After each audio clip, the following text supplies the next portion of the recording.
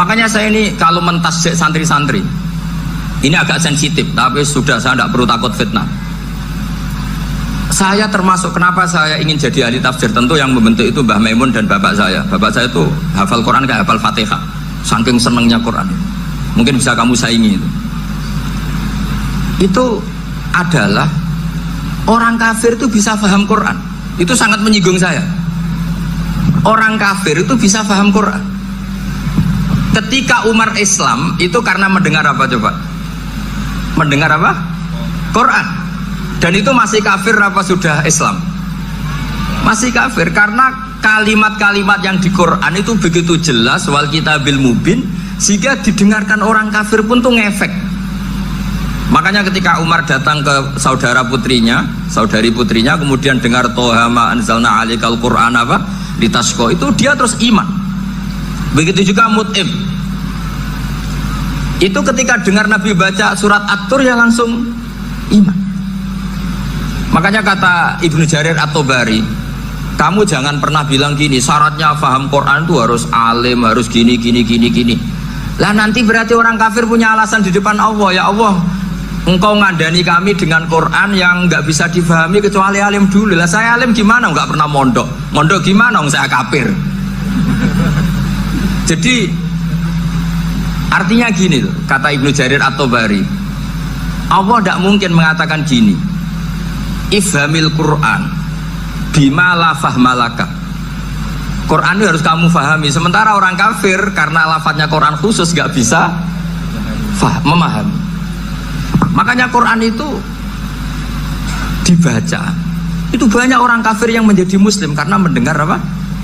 Al-Quran, padahal kafir. Nah termasuk tadi Muhammad bin Jubair bin Mut'im ini itu menjadi Islam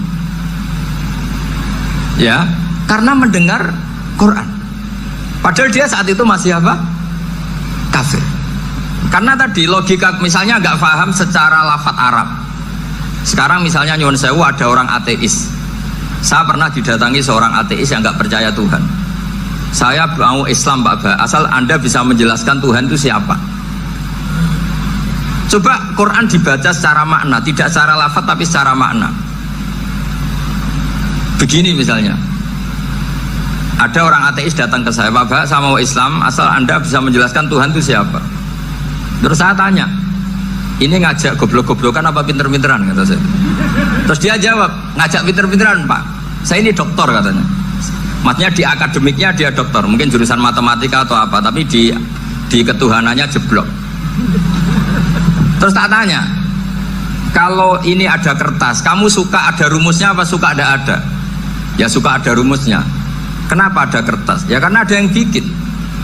Nah kira-kira berstatus membikin atau membuat itu sesuatunya maujud apa enggak? Ya pasti maujud lah, pasti ada.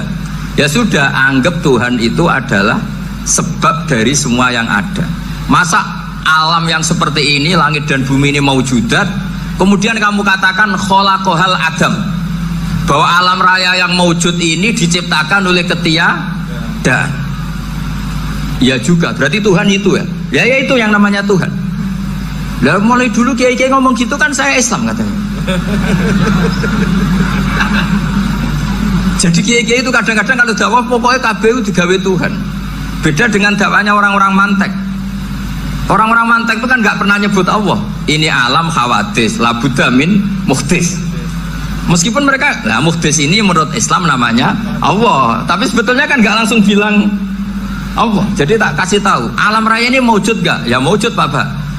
Bisa nggak sesuatu yang nggak ada menjadi faktor wujudnya yang ada? Ya udah bisa, namanya nggak ada itu nggak bisa jadi faktor. Nah itu hebatnya ulama-ulama kita ketika mengenalkan Allah itu siapa?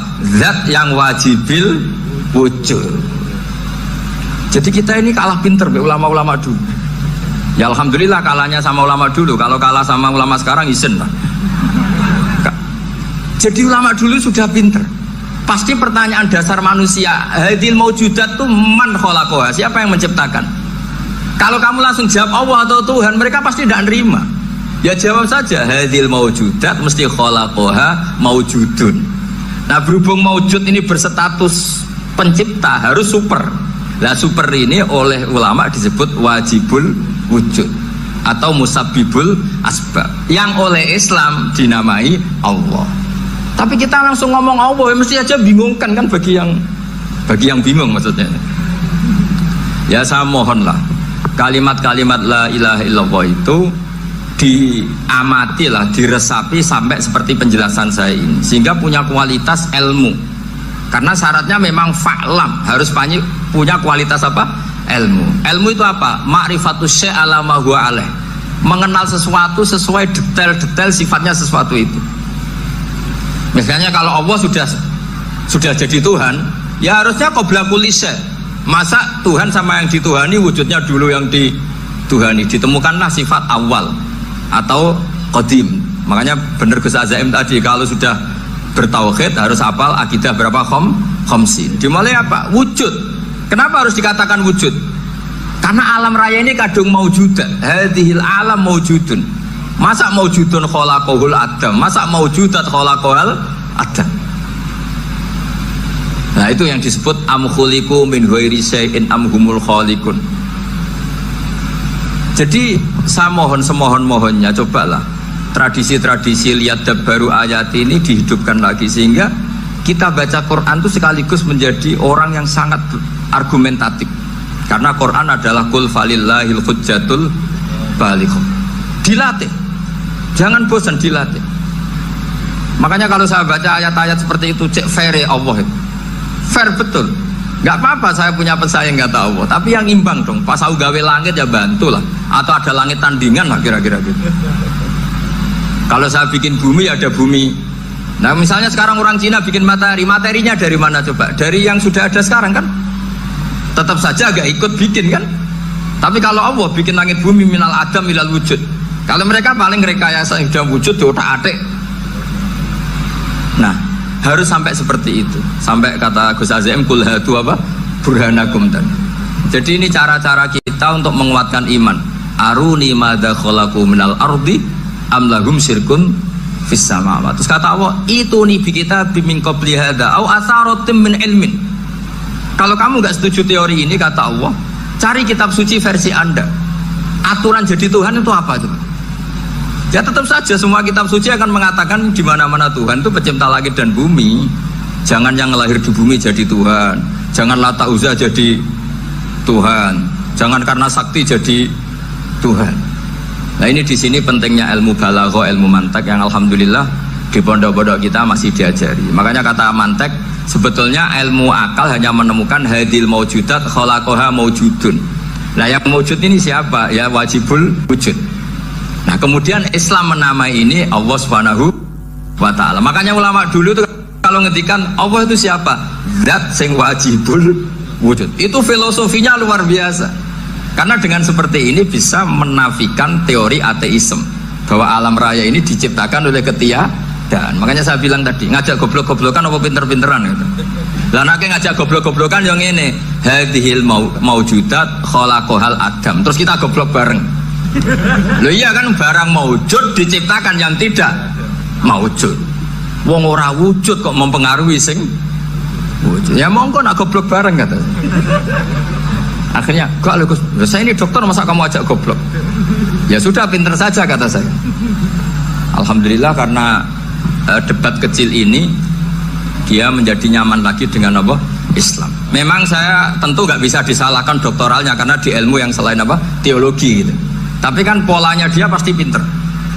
Makanya ini sekaligus mengingatkan anak-anak lah, kecakapan menjelaskan itu harus dilatih. Karena di antara kelebihannya Quran itu wal kitabil apa? Mubin, yaitu kitab yang punya kemampuan menjelaskan. Ini yang terakhir saya beri contoh. Terakhir ini penjelasan Quran. Dulu orang kafir itu cara berpikir itu begini, Muhammad, urusan kita ini banyak, problem kita banyak. Masa iya urusan yang banyak ini cukup dengan satu Tuhan? Kalau problem banyak ya Tuhannya harus banyak. Ada Tuhan pohon, Tuhan hujan. Ya kayak Cina itu ada Dewi Kuan Im keberuntungan, ada yang sial, yang pokoknya diurus yang banyak lah. Maka mereka bilang aja'alal alihata ilaha wahida inna hadza la syai'un ujab. Ini aneh, urusan banyak kok Tuhannya satu, ini aneh lah. Tapi Nabi secara sabar, dan yang diomongnya orang kafir, tidak anak mahatali, orang kafir. Jadi nanti kalau anak Mbak Tali gak paham Quran kebangetan, wong kafir saja paham. Akhirnya Nabi secara santai, secara rileks memberi penjelasan gini. Kalau Anda menjadi buruh, kalau orang Arab dulu bilang abdan, kamu suka nggak punya majikan banyak, perintahnya beda-beda, semuanya memaksa kamu untuk nurut. Sama punya majikan satu yang baik. Ya nggak suka lah Muhammad, kalau majikan saya banyak, semuanya berhak merintah saya, nggak enak. Majikannya satu saja. Terus kata Nabi, Tuhanmu itu majikan kamu. Kalau Tuhannya banyak, kamu bingung. Nanti perintahnya banyak. Akhirnya mereka paham. Dan itu segampang itu Allah memberi penjelasan. Dorobawo masalah rojulan fihi syuraka umutasyakisuna wa rojulan salamal lirojul hal yastawiyani masalah alhamdulillah. Langsung diberi analogi. Kalau kamu jadi buruh, punya majikan banyak yang perintahnya beda-beda, kemudian jadi buruh yang majikannya satu, kamu milih mana? Ya milih satu Muhammad. Ya sudah, kalau Tuhannya banyak, perintahnya banyak, kamu juga bingung. Langsung menjadi faham. Nah, ketika ada orang tidak ikhlas, Nabi cara memberi penjelasan juga gampang.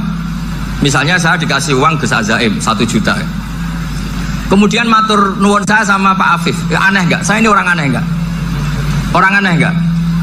Itu Nabi kalau mencontohkan orang tidak ikhlas gitu. Kata Rasulullah, orang tidak ikhlas itu sebagaimana orang beli budak. Min kholisi malih, budak itu dibeli dari uangnya sendiri. Kemudian fa'amila hadal abdu, budak ini kemudian bekerja dan a'tohullatahu, hasilnya dikasihkan sama orang lain. Terus Nabi memberi percontohan, ayasurukum ayyakuna abdukum kadzalik. Apa kamu suka kalau budak kamu seperti itu? Dulu orang-orang dulu kan beli budak untuk disuruh bekerja, terus disuruh setor apa hasilnya. Jadi budaknya kamu yang beli, yang biayai. Kalau sekarang mungkin gak ada budak, gini lah, saya nyuruh Zaid, tak kasih mobil, tak kasih bensin, tak kasih uang jalan supaya narik angkot, hasilnya disuruh ngasihkan saya.